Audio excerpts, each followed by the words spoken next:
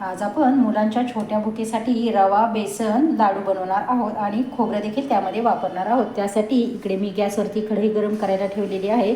त्यामध्ये सुरुवातीला आपण अगदी 1 वाटी, या वाटीने मी 1 वाटी रवा घेतलेला आहे।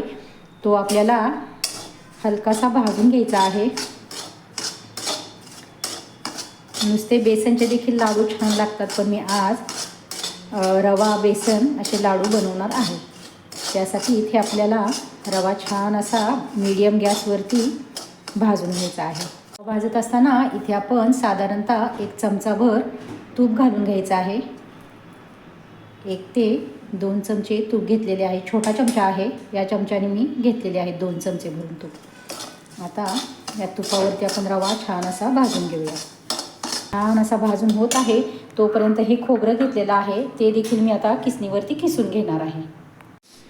इथे आपला रवा छान असा तांबूस रंगावरती खरपूस असा भाजून झालेला आहे।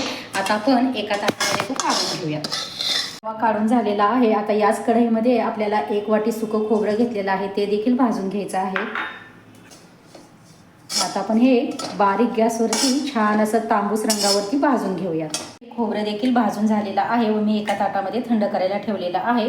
आता या एका चाळणीवरती मी याच वाटीने आता आपण 4 वाटी बेसन घेऊयात आणि ते बेसन देखील आपण व्यवस्थित असं चाळून घेऊयात। चाळल्यामुळं पीठ आपलं असं हलकं असं बनून तयार होतं। 4 वाटी मी हे बेसन चाळून घेणार आहे। हे आपले बेसन चाळून झालेले आहे। या पद्धतीने थोडाफार शिल्लक असा कचरा राहिलेला आहे।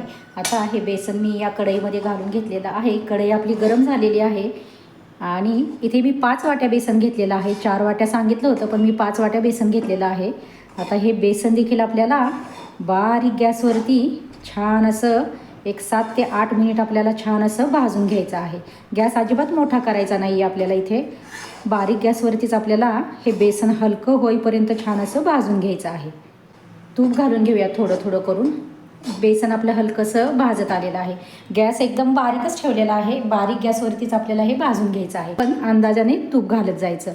आता मी इथे 1 चमचा तूप घातलेला आहे, आणखीन 1 चमचा, 3 ते 4 चमचे आपण सुरुवातीला तूप घालून घेऊयात। इथे 4 ते 5 चमचे तूप झालेलं आहे आपलं। 3 खूप गच्च भरून घेतलेले आहेत चमचे।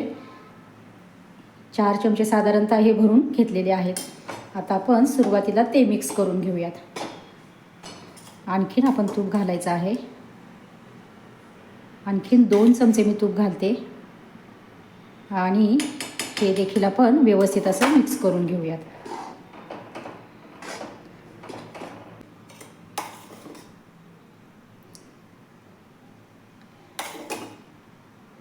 आणखीन मी 2 चमचे घेतलेले आहेत। 2 ते 3 चमचे तूप घेतलेलं आहे मी आणखीन। आता ते देखील आपण यामध्ये व्यवस्थित असं मिक्स करूयात आणि हे छान हलकं असं होईपर्यंत भाजून घेऊयात।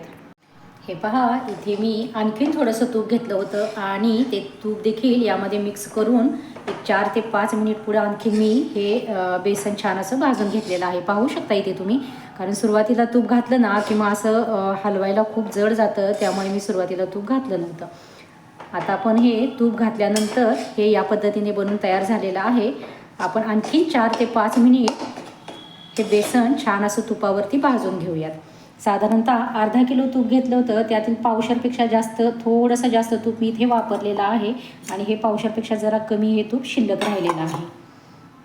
आपले लाडू छान दाणेदार असे व्हावेत यासाठी अगदी किंचितसं इथे मी अगदी थोडंसं पाणी घेतलेलं आहे। अगदी उडसंच पाणी, 1 ते 1 चमचाभर मी पाणी घेतलेलं आहे, ते आपण यामध्ये घालून घेऊया आणि आता आपण बेसन आपले छान असे भाजून घेऊया। 1-2 मिनिटामध्ये मी गॅस बंद करणार आहे। आपलं बेसन खमंग असं भाजून झालेलं आहे। 1-2 ते 3 मिनिट भाजून गॅस बंद करूयात आणि हे पीठ पूर्णपणे थंड करून घेऊयात। आपलं हे लाडूचं मिश्रण पूर्णपणे थंड झालेलं आहे। आता आपण साखर बारीक करून घेऊयात। याच वाटीने मी सर्व साहित्य मोजून घेतले होते। आता याच वाटीने आपण 3 वाटी साखर घेऊयात। ही 3 वाट्या साखर घेतलेली आहे। आता आपण मिक्सरवरती बारीक अशी ही दळून घेऊयात। आपली साखर छान अशी एकदम बारीक अशी दळून झालेली आहे. पाहू शकता इथे एकदम बारीक अशी मी दळून घेतलेली आहे. आता आपण ही साखर यामध्ये घालून घेऊयात. थोडी थोडी करून घालायची आहे, एकदम अजिबात घालायची नाही. अर्धी साखर, अर्धीला पण थोडीशी कमी मी साखर घेतलेली आहे. इथे आपण अगोदर ही मिक्स करून घेऊयात आणि गोड कितपत लागणार आहे त्यानुसारच आपण ही साखर घालून घ्यायची आहे. इथे मी 5 वाट्या बेसन पीठ घेतलं होतं आणि 1 वाटी रवा घेतला होता, 1 वाटी खोबरं घेतलं होतं. आता आपण हे सर्व साहित्य अगोदर हे मिक्स करून घेऊयात आणि नंतर उरलेलं साहित्य देखील आपण घालून घ्यायचं आहे. इथे एवढी टाकलेली साखर मी मिक्स केलेली आहे. आपण आणखीन थोडी साखर घालून घेऊयात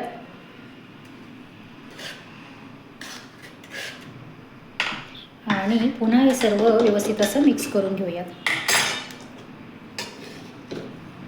हा भाजून घेतलेला आणि थंड करून घेतलेला रवा आहे, तो देखील आपण यामध्ये इथे घालून घ्यायचा आहे. खोबरं आपण सगळ्यात शेवटी घालणार आहोत आणि आता हे देखील आपण व्यवस्थित असं मिक्स करून घेऊयात. रवा मिक्स करून झालेला आहे. इथे मी 1 चमचा भरून विलायचीची पावडर घेतलेली आहे, ती देखील आपण यामध्ये घालून घेऊयात व्यवस्थित असे. आणि सोबतच हे सुकं खोबरं घेतलेलं आहे, ते देखील आपण व्यवस्थित असं यामध्ये घालून घ्यायचं आहे. आता पुन्हा एकदा सर्व साहित्य आपण व्यवस्थित असं मिक्स करून घेऊयात. आपण लगेचच याचे लाडू करायला घेऊयात. लाडू बनवायला घेऊयात. एकसारखे आपण छोटे छोटे मस्त असे लाडू बनवून घेऊयात. एक लाडू मी तुम्हाला बनवून दाखवते. हे या पद्धतीने तुम्हाला लहान साईज हवी आहे, मोठी साईज हवी आहे, त्यानुसार तुम्ही बनवून घ्या. इथे आपला एक लाडू छान असा बनवून तयार झालेला आहे. पाहू शकता इथे तुम्ही. याच पद्धतीने मी सर्व लाडू बनवून घेणार आहे. लाडू छान असे बनवून तयार झालेले आहेत. मी घेतलेल्या प्रमाणामध्ये इथे बरोबर 46 लाडू झालेले आहेत.